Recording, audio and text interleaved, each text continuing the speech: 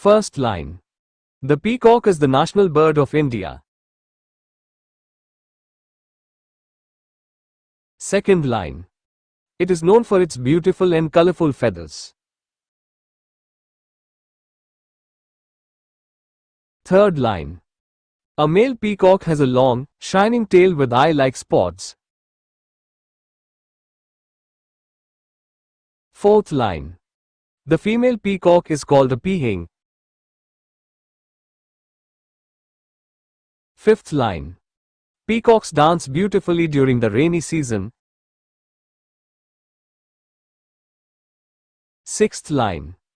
They mostly eat grains, insects, and small plants. Seventh line. Peacocks are commonly found in forests and villages. Eighth line. They make loud and sharp calls. Ninth line. The peacock is a symbol of grace and beauty. 10th line.